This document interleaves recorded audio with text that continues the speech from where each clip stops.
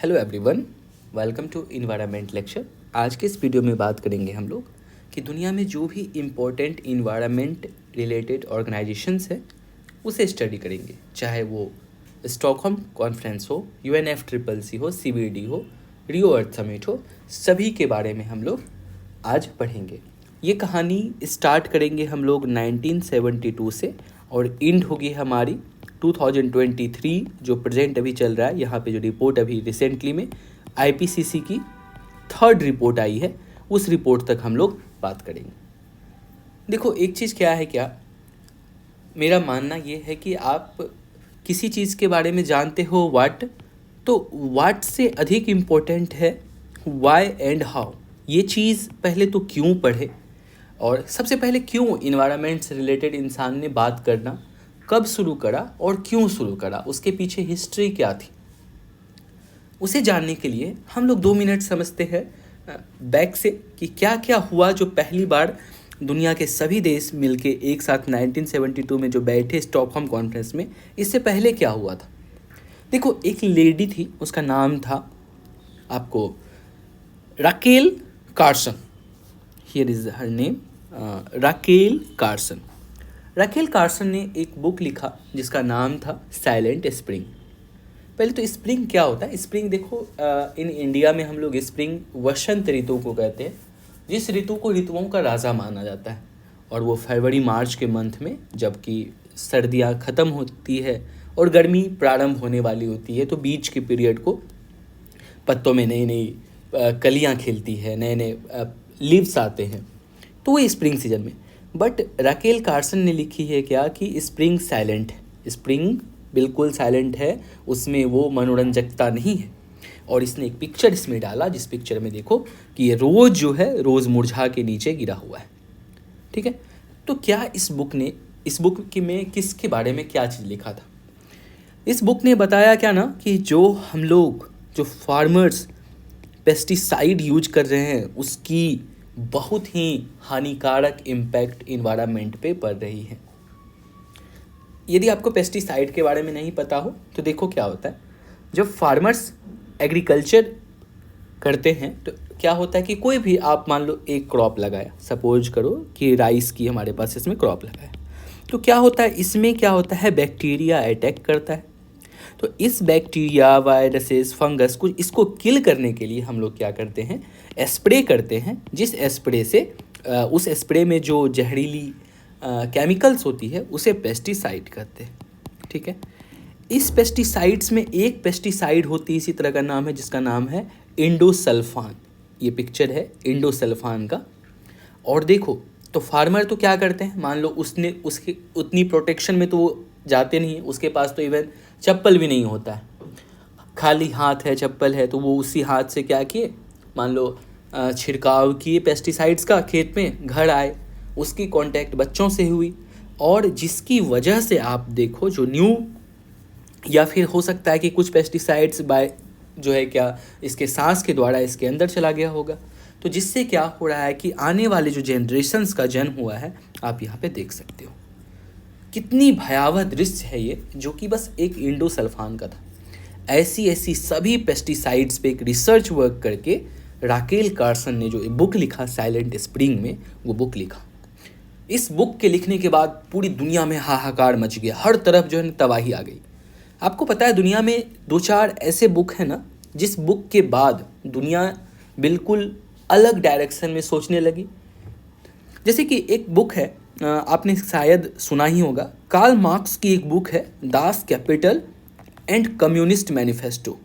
Communist manifesto, पता है आपको, ये दोनों बुक के बाद कार्ल मार्क्स कभी रोड पे निकल के आंदोलन नहीं की, कहीं नहीं आए। कार्ल मार्क्स जर्मनी के थे, और इसके बुक से क्या हुआ, रसिया में एक रिवॉल्यूशन चल पड़ा, और उसके बाद आज भी इवन प्रेजेंट टुडे दुनिया 2 धुरी में बटा हुआ है। एक जो कहता है कि I am communist nation, and another जो कि बोलता है हम कैपिटलिस्ट नेशन है। चाहे रसिया हो, चाइना हो, ये सभी कम्युनिस्ट कंट्री है, USA हो, यूरोपियन कंट्री हो, वो सभी आपको कैपिटलिस्ट कंट्री है। तो एक बुक ने पूरी दुनिया में एक आंदोलन चला दिया, जिसके मरने के आज 100-200 साल बाद भी दुनिया उसकी विचारधारा को मानती है, ठीक है। उसी तरह से जब राकेल कार्सन ने वो बुक लिखा, उसकी बुक ने, देखो उसके समय तक, जिस समय ये बुक आया तो उस समय $300 मिलियन की पेस्टिसाइड्स इंडस्ट्री चल रही थी।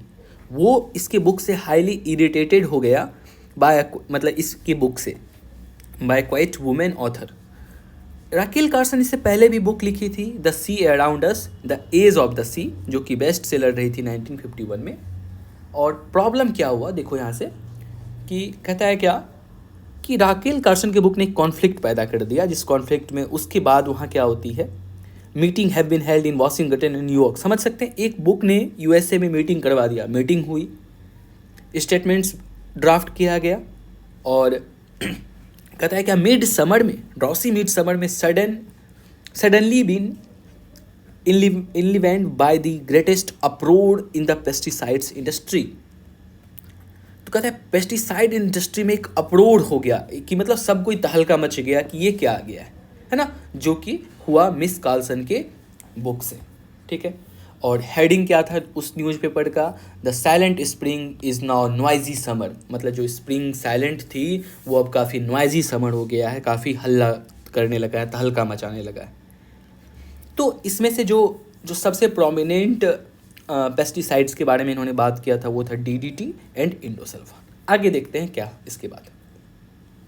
देखो इम्पैक्ट ऑफ पेस्टिसाइड और इंसेक्टिसाइड क्या हुआ, ये एक और पिक्चर्स है, और उसके बाद देखो ये क्या कर रहा है, हमारा हार्मोन में डिसरप्शन कर रहा है। आपको पता है हमारे बॉडी का सारा फंक्शन, इवन मतलब आप कुछ भी करते हो ना बॉडी में, सब कुछ, इवन आप सोच रहे हो, आप कुछ पढ़ रहे हो, पढ़ने का मन कर रहा है नहीं कर रहा है, वो सभी चीज़ रेगुलेट होगा आपके हार्मोन सिस्टम से। यदि आप खुश भी फील कर रहे हैं तो उसके लिए हार्मोन रिलीज होगा, बट ये क्या कर रहा है, आपके हार्मोन को ही डिसरप्शन कर रहा है, ठीक है। सेकेंड क्या हुआ, infertility in birds and animal. Infertility क्या, कि बहुत सारे जो है मर्द और महिलाएं बांझ हो गई, बिकॉज ऑफ इसके, बांझ मतलब समझते हैं जो कि अब प्रेगनेंसी को धारण नहीं कर सकती है वुमेन। तो इस तरह की सिस्टम इसके कारण हो रही थी। इंडोक्राइन डिसरप्शन, इंडोक्राइन मतलब क्या होता है, आपका ग्लैंड प्लस ऑर्गन जो दोनों मिलके हार्मोन बनाता है, वो हार्मोन ब्लड में मिक्स होके आपकी सारी ज़रूरतें को पूरा करता है। और ऊपर से क्या था, ये कार्सिनोजेनिक था। यहाँ कहानी और थोड़ी सी, यदि एक लाइन में इंडिया में इसका इम्पैक्ट देखें, आपको पता है इंडिया में हुआ था ग्रीन रिवॉल्यूशन, ठीक है। इस ग्रीन रिवॉल्यूशन मतलब जितनी शाइनिंग लग रही थी, जितनी अच्छी थी, बाद में इसकी इम्पैक्ट बहुत खतरनाक हुई। पंजाब में इसकी इम्पैक्ट इतनी भयावह हुई कि पंजाब टू राजस्थान एक ट्रेन चलती है, जिस ट्रेन का ही नाम कैंसर ट्रेन है। द इम्पैक्ट ऑफ पेस्टिसाइड्स इतनी खतरनाक हुई कि गांव, पूरी की पूरी गांव के मर्द ख़त्म होने लगे बिकॉज ऑफ पेस्टिसाइड्स। और इतनी जब कहानी हुई तो इसमें से दो चीज़ और हम समझते हैं, एक टर्म है बायो मैग्निफिकेशन और एक टर्म होती है बायो एक्यूमुलेशन। इन्वायरमेंट पढ़ने से पहले ये दो कंसेप्ट जानना बहुत ज़रूरी है। ये जो पिक्चर आपने बचपन में काफ़ी अच्छे से देखा होगा, जिसे कहते हैं हम लोग फूड चेन, ये है हमारा फूड चेन, ठीक है। फूड चेन में आपको पता है क्या, सबसे जो नीचे लेवल पे होता है उसे कहते हैं प्रोड्यूसर, जहाँ पे कि ग्रीन प्लांट्स होते हैं, जितने भी ट्री हैं, प्लांट है, जो कि जिसे प्रोड्यूसर कहते हैं, मतलब सिर्फ यही खाना बनाता है, बाकी सभी इसी पे डिपेंडेंट है, बिकॉज ऐसा कोई और ऑर्गेनिज्म नहीं है जो खुद से अपना खाना बनाए। ग्रीन प्लांट खाना बनाया, उसका फूड, आइदर फूड, और उसकी क्या करते हैं कि डायरेक्ट प्लांट को कौन कंज्यूम करता है, तो वो प्राइमरी कंज्यूमर है। इसमें एग्जांपल आप ले सकते हैं, डियर ले सकते हैं। ग्रीन प्लांट था, डियर ने इसे खाया, डियर को किसने खाया, लायन ने खाया, तो वो सेकेंडरी कंज्यूमर हो जाएगा। पहला खाने वाला सेकेंडरी कंज्यूमर, इसको भी खाने वाला हो सकता है कि टर्सरी कंज्यूमर में जनरली हम लोग इंसान को रख देते हैं। इंसान क्या करता है, मान लो फ्रूट्स भी खा लिया, और यहाँ से क्या खा लिया, जो बकरी होता है या फिर चिकन होता है, उन सभी को हम भी खा लेते हैं। और सबसे लास्ट में जो सब हमारे फूड चेन का होता है, जिसको डेट्रीवोरस कहते हैं। डेट्रीवोरस मतलब क्या, जो चीज़ सड़ा हुआ चीज़ खाए, जैसे कि ईगल हो गया, बाज हो गया, ये सब चीज़। तो ये सिस्टम थी, और इस सिस्टम में क्या, कैसे फंक्शनिंग होती है ये, मान लो इसके पास 100% एनर्जी है, मतलब 100% एनर्जी कैसे आई, तो बाय सन से इसने सनलाइट लिया, फूड प्रोडक्शन किया, यहाँ पे 100% एनर्जी है। इस लेवल के बाद जो इस ऑर्गेनिज्म में एनर्जी ट्रांसफ़र होगी, इस 100 का ओनली 10%, मतलब यदि इसके पास 100% एनर्जी था तो इसके पास एनर्जी ओनली 10% रहेगा। फिर इसको ये खा रहा है, इसके पास ओनली इस 10% का जो है कि 10%, तो 1% एनर्जी इसके पास जाएगा। इस 1% का 10%, 0.1% टर्सरी कंज्यूमर, और सबसे लास्ट में जो एनर्जी लेवल है वो डेट्रीवोरस के पास जाती है। तो आपको ये जो रूल, ये इसके बारे में लिंडमान एक साइंटिस्ट थे, उन्होंने इसके बारे में बताया था। बिकॉज ऑफ दिस कि इतनी कम एनर्जी ऊपर ट्रांसफ़र होती है, इसीलिए जो हमारा ये जो फूड चेन में नंबर 1, 2, 3, 4, 5, 6 देख रहे हैं, मैक्सिमम ये फूड चेन में जो लेवल होगा वो 5 to 6 ही हो पाता है। क्यों? क्योंकि जो है क्या, एनर्जी उतनी ऊपर वाले के लिए बचती नहीं, वो सर्वाइव नहीं करता है। तो ये तो कहानी ऐसे चल रही थी। अब जो टर्म हमने अभी बात किया था जो कि पेस्टिसाइड से इम्पैक्टेड है, उसका नाम है bio accumulation and bio magnification. देखो, जब पहली बार कोई पेस्टिसाइड, ये ग्रास था, इसमें इंटर करेगा, ठीक है, the first time the process by which pollutant इंटर्स grass, मान लो जो हमने डीडीटी था, वो डीडीटी का एक मॉलिक्यूल इस ग्रास में चले गया, इस टर्म को बोलेंगे बायो एक्यूमुलेशन, ठीक है। और ये बायो एक्यूमुलेशन क्या होगा, जनरली ये क्या होता है, बायो एक्यूमुलेंट ये फैट सॉल्युबल होता है। क्या कि आपका जो जैसे फैट है ना, वो फैट में वो जाके चिपक जाएगा। देखिए, दो तरह का मॉलिक्यूल्स होती है, एक वाटर सॉल्युबल होती है जो पानी में घुल जाता है तो वो आपके यूरिन के माध्यम से, पेशाब के माध्यम से बाहर निकल जाएगा। दूसरी तरह की जो मॉलिक्यूल्स होती है वो फैट सॉल्युबल, वो आपके फैट में जाके चिपक जाता है। वो चूँकि वाटर डिजॉल्व है ही नहीं तो शरीर से निकलेगा ही नहीं। तो क्या हुआ, ये प्रोसेस से बायो एक्यूमुलेंट आपके बॉडी में आ गया। अब चूँकि क्या हुआ, एक जैसे कि मान लो एक इस तरह का ग्रास है, 2 ग्रास है, यहाँ पे डियर है, डियर कम से कम वो कितना 20-25 ग्रास मतलब प्लांट को खाएगा। तो क्या हुआ, इतनी अमाउंट इसमें गई तो ये जो पॉल्यूटेंट गया हुआ था, इसकी अमाउंट यहाँ पे क्या हो जाएगी, बढ़ जाएगी। अब ऐसे ऐसे डियर, 50 डियर को कौन खाएगा, लायन खाएगा, तो लायन में इस पॉल्यूटेंट की अमाउंट और बढ़ जाएगी। इस तरीके से लास्ट में ईगल हो गया, डेट्रीवोरस हो गया, बाज हो गया, गिद्ध हो गया, उसमें और आपको पता है कितनी टाइम्स बढ़ जाती है। यदि यहाँ पे 1 यूनिट आपके पास मान लो कोई पॉल्यूटेंट गया, 10 मिलियन टाइम्स यहाँ पे इंक्रीज हो जाता है। अब समझो, एनर्जी में उल्टा था, यदि यहाँ पे 100% एनर्जी है, यहाँ पे 0.0000001% ओनली एनर्जी जा रहा है, बट जो गंदगी, जो पॉल्यूटेंट है, वो यहाँ से 10 मिलियन टाइम्स इंक्रीज हो जा रहा है। दैट्स वाई ना कि जितनी जो पॉपुलेशंस हैं बाज की, गिद्ध की, आज आपको शायद ही कहीं आपके छत पे देखने को मिलता होगा, बट ऐसी कहानी आज से 20-30 साल हमारे पिताजी, हमारे दादाजी के समय में नहीं हुआ करती थी। उस समय काफ़ी अच्छी पॉपुलेशन थी उनकी। तो ये सब कहानी, इसकी इम्पैक्ट क्या हुई, जो और खास करके ये जो है आपका डीडीटी था, इसका इम्पैक्ट सबसे अधिक पड़ा उसी में, जो हमारी डेट्रीवोरस हैं उसकी संख्या कम हो रही थी, और दूसरी बात जो है क्या, जो इंसान पे तो इम्पैक्ट पड़ ही रहा था। इन सब के बाद पूरी दुनिया में एक हाहाकार मच गया, और तब जाके पूरी दुनिया ने डिसाइड किया कि हमें मिलके अब थोड़ी इन्वायरमेंट पे बात करनी चाहिए, ठीक है। तो जो एक तो देखिए, मेन कहानी स्टार्ट होता है 1972 से, बट 1971 में ही एक ऑर्गेनाइजेशन बनी थी, वो जनरली था क्या, रामसर कन्वेंशन जिसे कहते हैं, वो था वेटलैंड को प्रोटेक्शन के लिए। वेटलैंड क्या होता है ना कि कहीं पे भी जो वाटर वाली भूमि है या कैचमेंट एरिया है, कैचमेंट एरिया मतलब क्या, थोड़ी सी गड्ढे टाइप की जगह भूमि है जहाँ पे कि पानी एक्यूमुलेट होता है।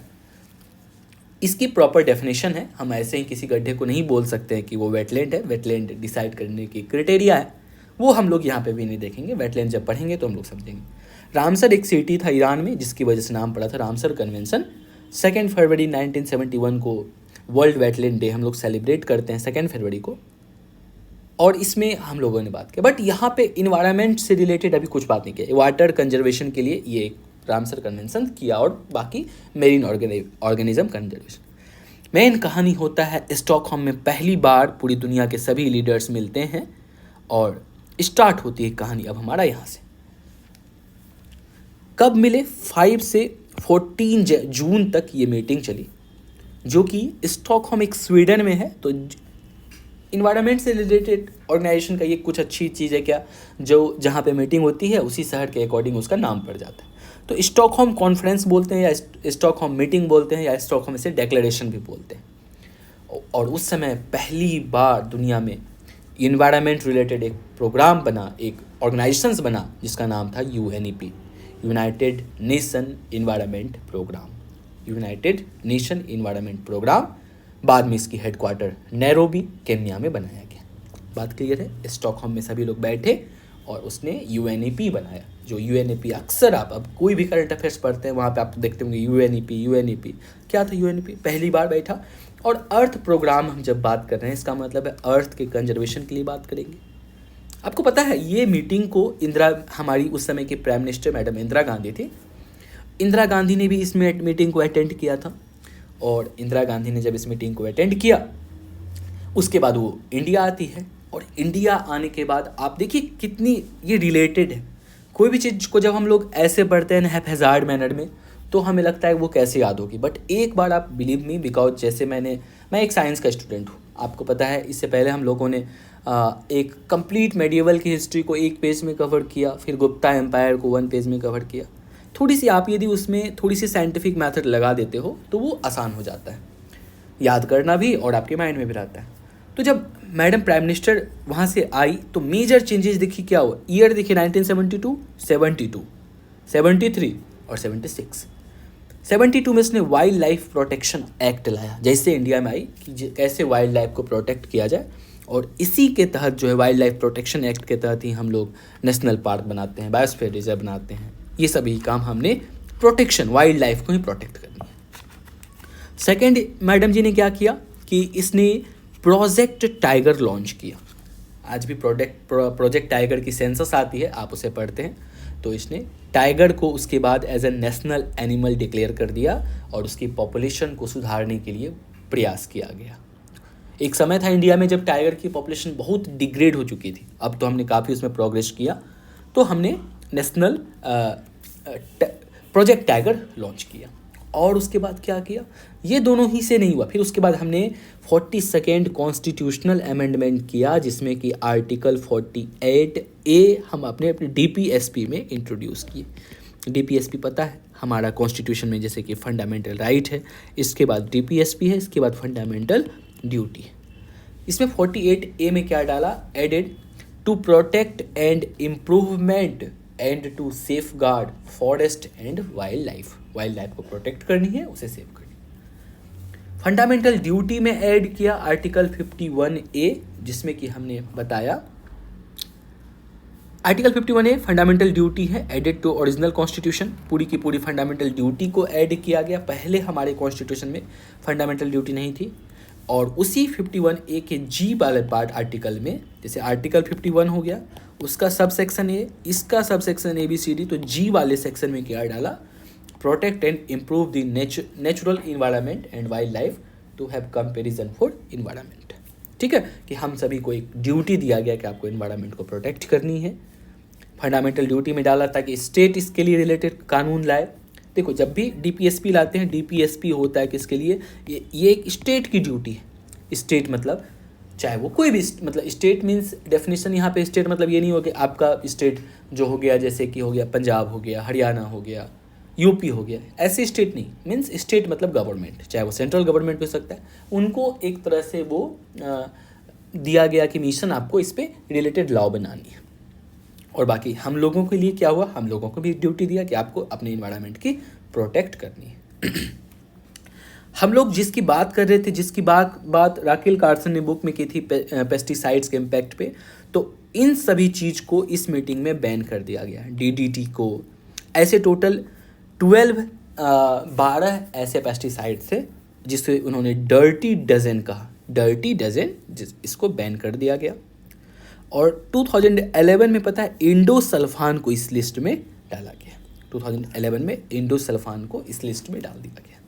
इस लिस्ट में और भी हैं जो कि ओजोन होल में हेल्प करती थी, जो केमिकल्स जो निकलती थी फ्रिज से, उसे भी हमने इसमें डाला है डर्टी डजन में। देखते हैं आगे। इसके बाद 1972 के बाद 1975 में एक और एक रिपोर्ट आती है, रिपोर्ट जो एक क्लब ऑफ रोम है। क्लब ऑफ रोम ने एक लिमिट्स टू ग्रोथ थ्योरी दिया, जिसकी ऑप्शनल ज्योग्राफी होगी, वो काफ़ी डिटेल में पढ़ते हैं। Limits to growth theory, limits to growth theory क्या कहता है? यह एक पेसिमिस्टिक मॉडल था, जिसमें ये बताया कि कैसे कि ह्यूमन के काउस के कारण इंसान की इतनी फुटप्रिंट्स बढ़ गई है अर्थ पे, इन्वायरमेंट पे, कि हमारा जो है at the end of 21st century हमारा वर्ल्ड कोलैप्स कर जाएगा, ख़त्म हो जाएगा। ये किसने कहा? क्लब ऑफ रोम ने कहा। फिर 1982 हमने 1972 में यूएनईपी बनाया, तो उसकी 10th एनिवर्सरी हो गई, 10 साल उसके पूरे हो गए। बट यहाँ पे कुछ मेजर इवेंट्स अभी तक नहीं हुआ है। 1985 में वियना कन्वेंशन ऑस्ट्रिया में होता है। वेरी वेरी इंपॉर्टेंट कन्वेंशन है ये, very very important. Vienna convention Austria में होता है। इस जगह पे इसको मॉन्ट्रियल प्रोटोकॉल भी कहते हैं। हुआ क्या था? इस समय तक ओजोन होल एक बहुत बिग समस्या हो गई थी। आर्कटिक ओशियन में जो ओजोन होल बना था वह एक बिग कंसर्न हो गया था ह्यूमन सिविलाइजेशन के लिए, कि इससे कॉप अप किया जाए। तो मॉन्ट्रियल प्रोटोकॉल में डिस्कस किया गया ओजोन लेयर प्रोटेक्शन, O3 को हम लोग ओजोन कहते हैं, ठीक है। इसमें साइंड हुआ, यहाँ पे 1987 में साइंड हुआ Vienna convention for the protection of ozone layer. Exam में पूछती है कि वियना कन्वेंशन किससे रिलेटेड है, तो आपको याद रखना है ये ओजोन के प्रोटेक्शन से रिलेटेड है। Protection of ozone is related for Vienna convention, ठीक है। इसके बाद फिर 2 साल के बाद ब्रंटलैंड रिपोर्ट आती है। ब्रंटलैंड रिपोर्ट को ऑल्सो कहते हैं world commission on environment and development. It publish the first volume of report known as our common future. इसने पहला रिपोर्ट लिखा, इसमें बताया हमारा कॉमन फ्यूचर, मतलब पूरी इंसान जैसे कि हर कंट्री वाइज हम लोग सेपरेट है, बट जब भी कोई बड़ी मेजर इंसिडेंट आती है ना, मेजर घटनाएं होती है, उस समय हम सभी यूनाइटेड हो जाते हैं। जैसे कि इंडिया का एक कोटेशन होता है वसुधैव कुटुंबकम, हमारे प्राचीन भारत से ही चलती आ रही। तो इसने भी कहा कि हमारा कॉमन फ्यूचर है, तो हमें जो है सस्टेनेबल डेवलपमेंट, देखो कितनी बड़ी बात है, आप इसके पहले कभी किसी ने सस्टेनेबल डेवलपमेंट की बात नहीं किया। तो आपको याद रखनी है क्या इसमें sustainable development. Vienna convention ozone की प्रोटेक्शन के लिए था। तो सस्टेनेबल डेवलपमेंट का मतलब क्या होता है? सस्टेनेबल डेवलपमेंट से आप ऐसे समझ सकते हो, आप हर कुछ कीजिए, बट आपके माइंड में ये रखना है कि आपका फ्यूचर जनरेशन जो चीज़ आप इंजॉय कर रहे हो उससे वंचित ना रह जाए। एज फॉर एग्जांपल वाटर, आज हम लोग वाटर काफ़ी इजीली यूज कर पा रहे हैं, बट सपोज करो हम वाटर को इतनी अनइफिशियंटली यूज करें कि हमारे आने वाले जनरेशन को ना मिले, that is not sustainable development. Sustainable development by the in the mind आपको कीप करके रखना है, ये चलना है कि ये चीज़ हमारे फ्यूचर जनरेशन को भी अवेलेबल हो। उसके बाद ये कंप्लीट हो गई। नेक्स्ट में था क्या? फिर 1988, हाँ ये वाली काफ़ी इंपॉर्टेंट है। आप 2-3 ऑर्गेनाइजेशन जैसे UNEP था, UNFCCC था, और एक IPCC, one of the greatest. IPCC की इस्टेब्लिशमेंट होती है। इसमें जो है दो ऑर्गेनाइजेशन, एक तो UNEP था ही हमारा, जो UNEP 1972 में स्टॉकहोम कॉन्फ्रेंस में बना, और एक second organisation world meteorological organisation WMO ने मिल के IPCC इस्टेब्लिशमेंट किया, international panel on climate change. अब हम लोग बात कर रहे हैं किसकी? क्लाइमेट चेंज की बात कर रहे हैं। अभी तक हमने बात किसका किया? कॉमन अर्थ के बारे में बात किया, यूनाइटेड नेशन है ना, जिसमें कि हमने UNEP बात किया। UNEP के बाद हमने क्या बात किया? हमने ओजोन के प्रोटेक्शन के बारे में बात किया, फिर हमने सस्टेनेबल डेवलपमेंट के बात किया। अब हम बात कर रहे हैं किसके बारे में? कि क्लाइमेट चेंज के बारे में, ठीक है। क्लाइमेट चेंज एक बहुत बिग रियलिटी थी उस, तो इसने IPCC, तो पहले ये समझ लेते हैं। देखो IPCC कोई बॉडी ऐसा नहीं है कि वो कुछ अपने से जाकर रिसर्च करता है। IPCC बस क्या करता है, मेजर वर्क IPCC का क्या है, ये एक जो है क्या, जितनी सारी ऑर्गेनाइजेशंस हैं सभी की रिपोर्ट को कलेक्ट करता है। जो इसको अच्छा लगता है कि हाँ ये ऑर्गेनाइजेशन अच्छा काम कर रहा है, सब की रिपोर्ट को कलेक्ट करके बस पब्लिश कर देना। IPCC अपने से कोई रिपोर्ट जो है क्या नहीं जारी करता है, बस वो जो पहले से ऑलरेडी रिपोर्ट है जो अलग अलग ऑर्गेनाइजेशन से बनाई है उसको वो जारी करता है, ठीक है। The major work of IPCC which is an inter governmental organization, obvious सी बात है एक इंटर गवर्नमेंटल है, is providing world with objective scientific view, ठीक है, objective scientific view on climate change के बारे में बताता है and its socio economic impact. यदि कोई आपको क्लाइमेट चेंज से डिजास्टर आती है तो समाज पे और अर्थव्यवस्था पे उसका क्या प्रभाव पड़ता है।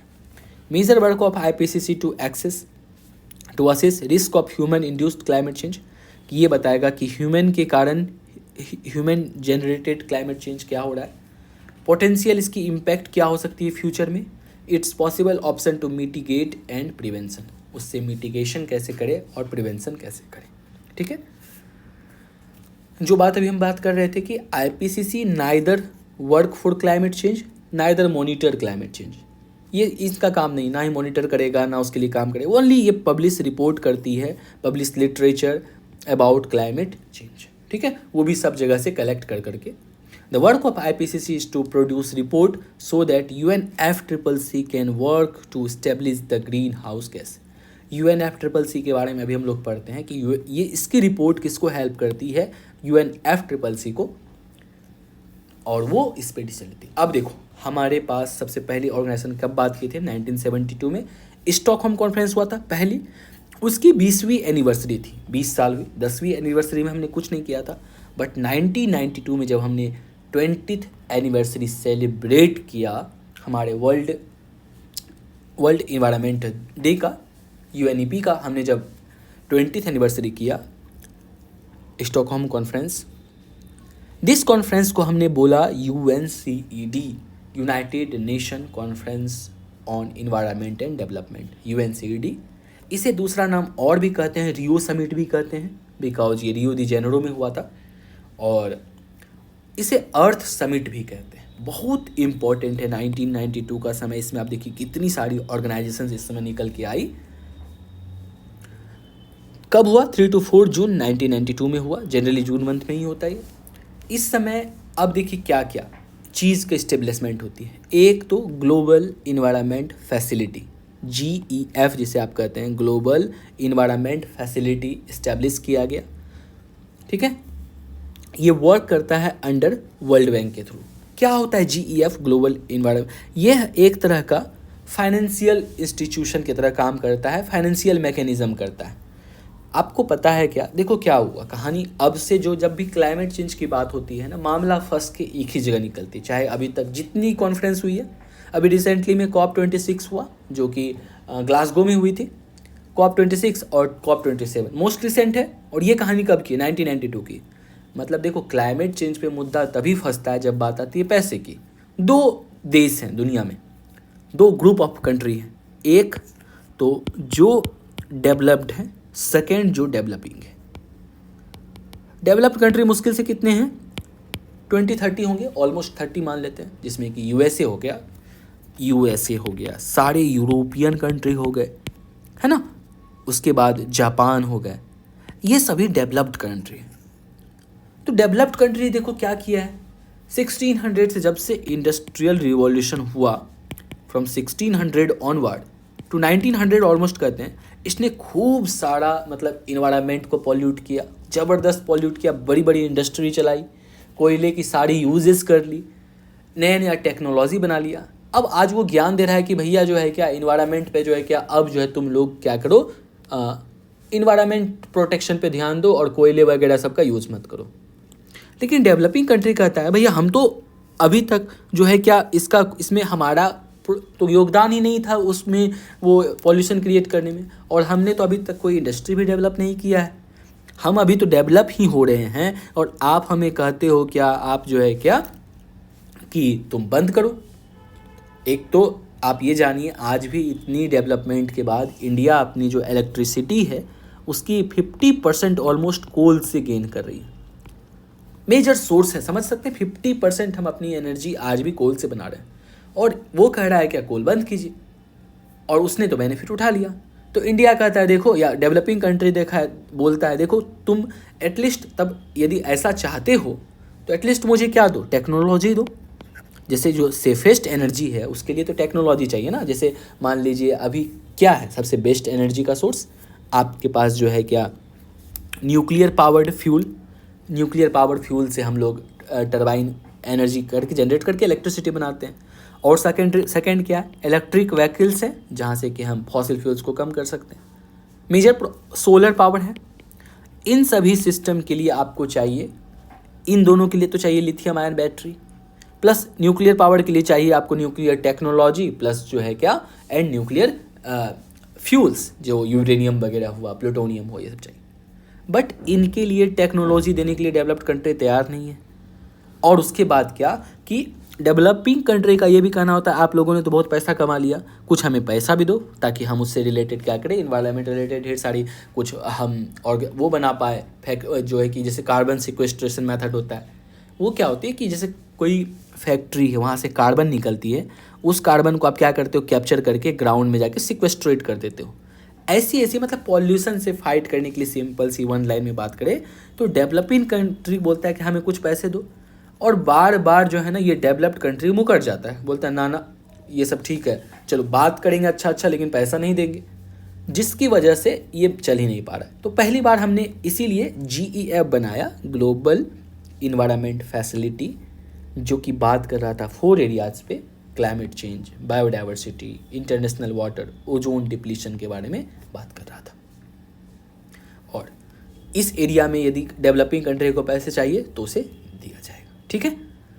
उसके बाद और एक चीज़ हुआ इसी मीटिंग में, 3 जून से स्टार्ट हुआ था, 5 जून को रियो अर्थ समिट कहते हैं, ठीक है ना। रियो अर्थ समिट क्यों, तो अर्थ डे हम लोग सेलिब्रेट करेंगे, आप देखते हैं अभी इसमें। और 5 जून को 3 इंपॉर्टेंट ऑर्गेनाइजेशंस बनता है, क्या क्या बहुत ध्यान से देखनी है, जिसमें कि सबसे इंपॉर्टेंट है UNFCCC। हर साल इससे जो है क्या कॉप इसकी होती है, कॉप भी बात करते क्या होता है देखो। उसके बाद बनाया हमने UNCSD, United nation commission on sustainable development, United nation commission on sustainable development, UNCSD है, ये सस्टेनेबल डेवलपमेंट पे बात करेगा।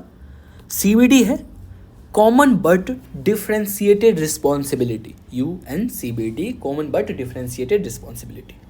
ओपन फॉर साइन 5 जून को हुआ था, इसीलिए हम लोग 5 जून को वर्ल्ड इन्वायरमेंट डे मनाते हैं। समझ रहे हैं बात को, तो ये हो गया।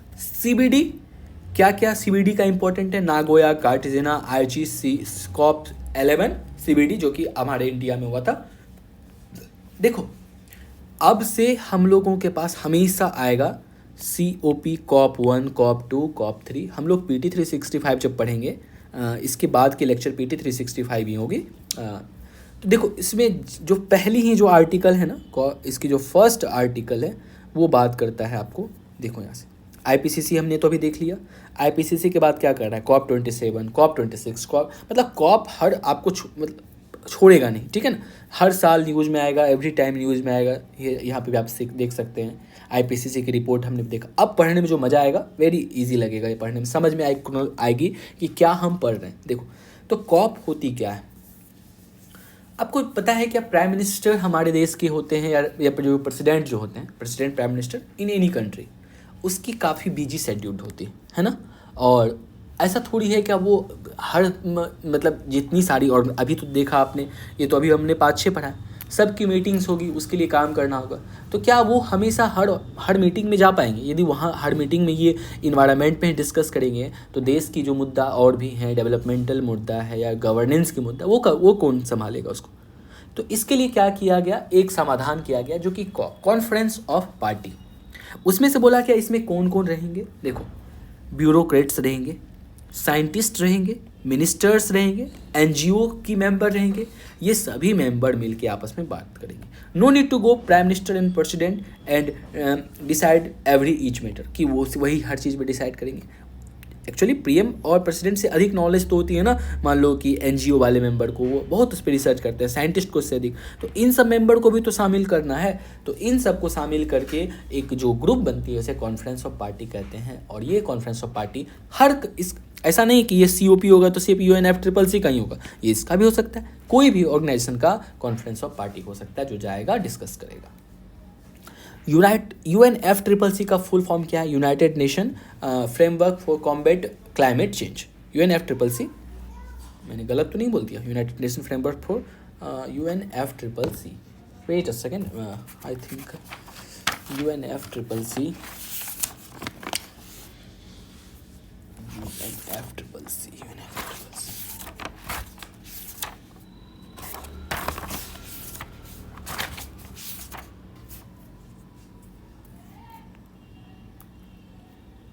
ठीक है, देख लेते हैं, आगे मिलेगी तो आई थिंक वही होगा, आप गूगल कर सकते हैं UNFCCC का, ऐसी कोई बड़ी चीज़ नहीं है। देखो UNFCCC में क्या क्या अब इससे रिलेटेड आगे जो एग्रीमेंट होगी, Kyoto protocol first, Kyoto 2, carbon credit, carbon trade, clean development mechanism, CTM क्या होगी, एलाइड टॉपिक्स, पेरिस, बॉन, कैटोविस कन्वेंशन, ये सभी चीज़ को हम लोग, ये सभी जो बात करेगा, आपको बस ऐसे ध्यान रखना है कि क्लाइमेट चेंज से रिलेटेड जो ऑर्गेनाइजेशंस हैं, क्योटो प्रोटोकॉल। एक चीज़ और देखो, ध्यान में रखना है, बहुत ज़रूरी से, बहुत इंपॉर्टेंट है। यदि UPSC के लिए आप इस लेक्चर को देख रहे हैं तो UPSC का जो इन्वायरमेंट का सिलेबस है ना, वो 3 सेक्शंस में डिवाइडेड है, आपको ये पता होना चाहिए। फर्स्ट पिलर है आपका जो है क्या, इकोलॉजी है, इकोलॉजी एंड इकोसिस्टम, बहुत ध्यान से समझनी है। सेकेंड जो है वो पिलर है बायोडाइवर्सिटी है, और थर्ड पिलर है क्लाइमेट चेंज।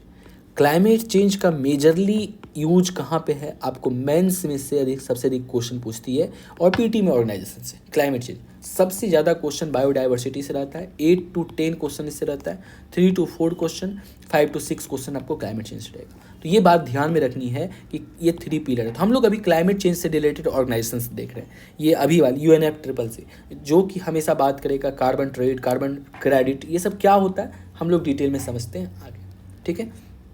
नेक्स्ट देखो, फिर क्या कहता है, 1994 में UNCCD बना, United Nation convention to combat desertification. पूरी दुनिया में हर जगह क्या हो रहा था, वर्षा का जो रेनफॉल है उसकी इरेगुलरिटीज़ के कारण डेजर्ट इंक्रीज हो रही थी, लैंड जो है डेजर्टिफिकेशन हो रहा था। मतलब क्या, अब उसकी प्रोडक्टिविटी डाउन हो रही है, और वो अब उसमें प्रोडक्शन कैपेसिटी नहीं बचा है, तो उसे हम डेजर्टिफिकेशन कहते हैं। कब फाउंडेड हुआ, 1994 में, पेरिस फ्रांस में हुआ, और हेडक्वार्टर इसका बोन और जर्मनी में है। और इसकी एजेंडा 21, इसने रियो कॉन्फ्रेंस में बताया गया कि इसने कुछ प्लानिंग लिया, टोटल 21 एजेंडा, और ये लीगली बाइंडिंग था, बहुत ध्यान में रखनी है। ये क्वेश्चन में अक्सर ऑप्शंस में दे देगा, UNFCCC is legally bounding, yes ये लीगली बाइंडिंग है। 1997 UNFCCC हमने पढ़ लिया, aimed at fighting global warming. UNFCCC ने एम किया कि अब हमें ग्लोबल वार्मिंग से बचनी है, और इसके बाद इस समय क्योटो प्रोटोकॉल के तहत एडॉप्टेड किया गया, क्योटो प्रोटोकॉल 1997, जो कि क्योटो जापान में हुआ। कहाँ हुआ, जापान में हुआ। UNFCCC का मीटिंग, जिसे क्योटो प्रोटोकॉल कहते हैं। इसमें क्या था कि हमने बोला कि reduce the overall emission to 1990 level by the end of 2012, कि हमारा मान लो ये 1990 का पीरियड है, हम क्या करेंगे 2012 तक हम ये कोशिश करेंगे इस पीरियड में, यहाँ तक में हमारा जो कार्बन का जो इमिशन लेवल है इसके पहले वाला लेवल पे हो जाए, ठीक है। फर्स्ट के कमिटमेंट पीरियड इसका रहा। फोर्स में कब आया, ये 1997 में हुआ। पर देखो हर इंटरनेशनल ऑर्गेनाइजेशन का क्या सिचुएशंस होता है कि पहले तो वो चीज़ एक लाया जाएगा, सभी मेंबर जो है उसके लिए सिग्नेचर होगी, तो उसे बोलेंगे अडॉप्टेड। फिर उस पर जो है जब वो हर कंट्री, उसके बाद क्या होता है उसे इम्प्लीमेंट भी करना होता है, तो जब इम्प्लीमेंटेशन होगा तब बोलेंगे हम वो फोर्स में आ गया। और इसकी फर्स्ट कमिटमेंट पीरियड हुई 2008 to 12। हाँ, UNFCCC का देखो फुल फॉर्म क्या होता है, United Nation framework convention on climate change. United nation, मुझे याद आ गई, United Nation framework convention on climate change, ठीक है। फर्स्ट कमिटमेंट पीरियड तो इतना हो गया। Internationally binding emission reduction target, इसमें बताया गया कि हम लोग क्या करेंगे, जो कार्बन की इमिशन होती, एक चीज़ कार्बन डाइऑक्साइड के बारे में आपको पता होना चाहिए, जो भी चीज़ बर्न होती है उससे कार्बन डाइऑक्साइड रिलीज होती है, फर्स्ट चीज़ ये। और कार्बन डाइऑक्साइड वर्क करता है अर्थ के लिए एक नेचुरल ब्लैंकेट का काम करता है। ये ब्लैंकेट का काम कर रहा है, मतलब यहाँ से जितनी भी कार्बन डाइऑक्साइड ये रिलीज हो रही है, ये हमारे आसपास को, ये हमारे गर्मी को ये ट्रैप करके रख लेता है, ये हीट को बाहर नहीं जाने देता है। दैट्स वाई यदि कार्बन डाइऑक्साइड की अमाउंट बढ़ती है तो इससे क्या होगी, पूरी ग्लोबल वार्मिंग होगी, अर्थ गर्म होगा। ठीक है, क्योटो प्रोटोकॉल में ये सभी चीज़ हुआ। अब हम लोग बात करते हैं इसके बाद CBDR क्या है, कॉमन बट डिफ्रेंशिएटेड रिस्पॉन्सिबिलिटी क्या है। देखो, हर किसी को बोला क्या कि अमाउंट, इसमें जो है the assigned amount of parties, land use related activity, emission trading, CDM clean development mechanism, joint implementation. एक एक करके हम लोग डिटेल में पढ़ते हैं। देखो, पूरी दुनिया को हमने क्या किया, हमने जितनी भी कंट्री है उसे 2 ग्रुप में उसे हमने बांटा, Annex 1, Annex 2, नॉन Annex 1। अक्सर कन्फ्यूजिंग हम लोग को एग्जाम में क्या होती है कि हम लोग ये समझते हैं जितनी भी डेवलपिंग कंट्री है वो क्या है, Annex 2 है, और Annex 1 डेवलप्ड कंट्री। ऐसा नहीं, Annex 1 and 2 both are developed country, और नॉन Annex कंट्री जो होगा वो डेवलपिंग कंट्री। ठीक है, तो Annex 1 में कौन थे, 43 मेंबर्स थे, जिसमें कि डेवलप्ड, जो हाईली डेवलप्ड हुआ, एक इकोनॉमीज इन ट्रांजिशन। बात को समझना, देखो डेवलप्ड में भी तो एक क्राइटेरिया होगा ना, कि कुछ डेवलप्ड ऐसे होंगे जो कि बहुत ज़्यादा डेवलप्ड हो चुके हैं, जैसे अमेरिका, जैसे फ्रांस, ये सभी हाईली डेवलप्ड है। तो और कुछ ऐसी कंट्री है जो अभी ट्रांजिशन में है, मतलब वो डेवलप्ड है बट लेकिन अभी उस लेवल पे नहीं पहुंचा है, वो अभी ट्रांजिशन में है, वो ऊपर जा रहा है। तो हमने बात किया था कि जो डेवलपिंग कंट्री को पैसा देगा वो पूरी की पूरी Annex 1 वाली कंट्री नहीं देगा। इसमें से जो ओनली OECD का मेंबर होगा, जो OECD organisations for economic cooperation and development, OECD, ये कंट्री जो है, इसमें अभी के समय में 38 कंट्रीज़ हैं। ये मिलके क्या करेगा, ये कुछ फंड इसे भी देगा, ये इसको सिर्फ फंड देगा जो डेवलप्ड कंट्री में इकोनॉमी इन ट्रांजिशन है, और ये डेवलपिंग कंट्री को फंड भी देगा प्लस टेक्नोलॉजी भी देगा। बात समझ में आ रहा है? ये कंट्री जो डेवलप्ड में OECD था, ये इकोनॉमी इन ट्रांजेक्शन मतलब Annex 1 को भी कुछ पैसा देगा, फंड देगा, प्लस इसको फंड और टेक्नोलॉजी बोथ मिलेगा। With this fund and technology वो क्लीन एनर्जी प्रोजेक्ट एस्टैब्लिश करेंगे, जो कि क्लीन डेवलपमेंट मैकेनिज्म हुआ, ये CDM हो गया। ठीक है, ज्वाइंट इम्प्लीमेंटेशन क्या होगा कि मिल के जब कोई वो उसमें इम्प्लीमेंट किया जाएगा उस चीज़ को, ज्वाइंट इम्प्लीमेंटेशन। बाकी और इसकी डिटेल कुछ टेक्निकल चीज़ें हैं, बात करते हैं। इमिशन ट्रेडिंग क्या है? इमिशन ट्रेडिंग देखो क्या होता है। मान लो आप हैं, एक कंट्री ले लो, ये कंट्री है USA। अब USA के पास मान लो ज़मीन नहीं है, ओनली फैक्ट्री है, तो ये मान लो एक 1 ईयर में इसने जो है कार्बन डाइऑक्साइड का इमिशन किया, मान लेते हैं 100 kg इसने कार्बन डाइऑक्साइड का इमिशन किया। अब एक कंट्री है, मान लेते हैं वो कंट्री ले लेते हैं ब्राज़ील ले लेते हैं। ब्राज़ील अभी डेवलप नहीं है, काफ़ी उसके पास लैंड है। ब्राज़ील ने एक ऐसा मान लो लैंड पे फॉरेस्ट लगा दिया, जहाँ पे फॉरेस्ट से क्या कर रहा है, ऑलमोस्ट वो 100 kg क्या कर रहा है, कार्बन डाइऑक्साइड सिंक कर रहा है। कोई भी प्लांट जो होते हैं ना, वो कार्बन डाइऑक्साइड क्यों लेता है, बिकॉज फोटोसिंथेसिस के लिए उसे कार्बन डाइऑक्साइड चाहिए प्लस वाटर चाहिए, और इससे वो फूड बनाता है। यही मैकेनिज्म है फोटोसिंथेसिस का। तो कार्बन डाइऑक्साइड इसने कंज्यूम कर लिया, इसने प्रोड्यूस किया, इसने कंज्यूम किया। तो ब्राज़ील बोलेगा ठीक है चलो, हमें जो है कि 1 लाख रुपीज़ दे दो, 1 लाख रुपीज़ दे दो, तुम्हें मैं जो है क्या अपना इस सर्टिफिकेट भेज देता हूँ। मतलब इसको सर्टिफिकेट मिल जाएगा किसी बॉडी से, और ये बोलेगा क्या, मतलब इसकी जो सेविंग थी वो USA को दे दिया जाएगा, बदले में से पैसा मिलेगा। उस पैसे से क्या करेगा ब्राज़ील, और अच्छे से डेवलपमेंट करेगा, जो कि सोलर पावर लगाएगा, हो सकता है न्यूक्लियर पावर लगाएगा। तो इस तरीके से ये जो है कि आपको इमिशन ट्रेडिंग वर्क करता है। ठीक है, नेक्स्ट देखते हैं। जो हमने भी बात किया वो चीज़ यहाँ पे अच्छे से बनाया हुआ है, डेवलप ये वाली। देखो ज्वाइंट इम्प्लीमेंटेशन में अभी हमने बात किया था, क्या ज्वाइंट इम्प्लीमेंटेशन हमने अभी तक नहीं बात देखा था ना। हाँ, ज्वाइंट इम्प्लीमेंटेशन जो हमने बात किया कि Annex 1 जो कंट्री थी और इकोनॉमीज इन ट्रांजिशन, तो इसमें बात किया था कि सभी डेवलप्ड कंट्री उतनी डेवलप नहीं है, तो ये क्या करेगा, इसे फंड प्लस टेक्नोलॉजी देगा, और ये इसे पैसा देगा, इससे इसकी क्या होगी, रिडक्शन होगी। और इमिशन ट्रेडिंग क्या होती है? इमिशन ट्रेडिंग बात किया था क्या, एक कंट्री है जिसने क्या किया कि अभी जो है क्या उसने ढेर सारा पॉल्यूशन क्रिएट किया, दूसरे ने उस चीज़ को सेव किया, तो वो अपनी सेविंग को क्या करेगा, इसे बोलेगा कि ठीक है ये तुमको हम दे देते हैं वो सर्टिफिकेट, और इससे आपस में ट्रेड कर लेगा। और क्लीन डेवलपमेंट मैकेनिज्म CDM जो था कि इंडस्ट्रियलाइज कंट्री ए है, ये क्या क्या डेवलपिंग कंट्री को, यहाँ पे डेवलपिंग बात कर रहे हैं हम, ठीक है ना, ये EIT है, ये भी डेवलप्ड है, ये डेवलप्ड है, ध्यान में रखनी। ज्वाइंट इम्प्लीमेंटेशन में जो जो ट्रेडिंग होती है बिटवीन इकोनॉमीज इन ट्रांजिशन, मतलब दोनों डेवलप्ड कंट्री है, ये भी इमिशन ट्रेडिंग होगी डेवलप्ड कंट्रीज़ में, लेकिन जो है क्लीन डेवलपमेंट मैकेनिज्म होगा Annex 1 country plus non annex country, मतलब ये डेवलपिंग कंट्रीज़ में।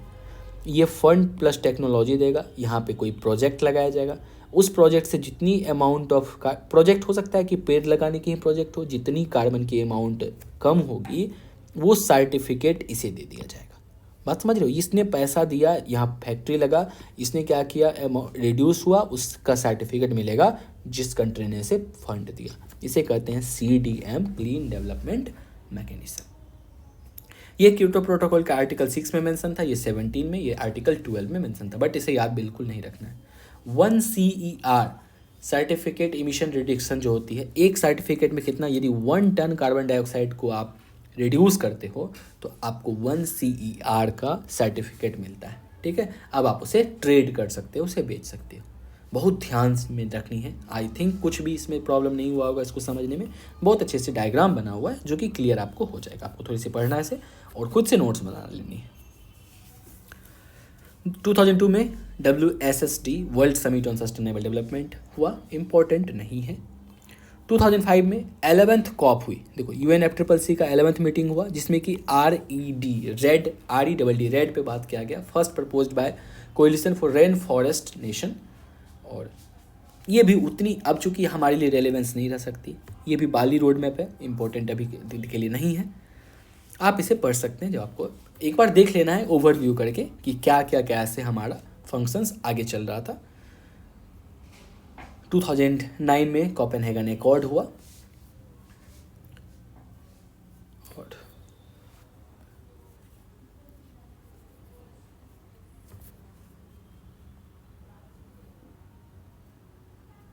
देखते हैं कुछ इम्पोर्टेंट और है तो हम उसके बारे में बात करेंगे।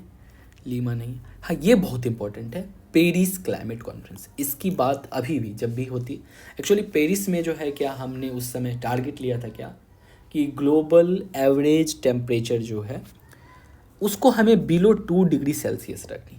क्या मतलब क्या होता है इस लाइन का, देखो इंडस्ट्रियल लेवल, जब इंडस्ट्रियलाइजेशन स्टार्ट हुआ यूरोपियन कंट्रीज़ में, तो उसके पहले global mean surface average temperature जो था वो 14 डिग्री सेल्सियस था।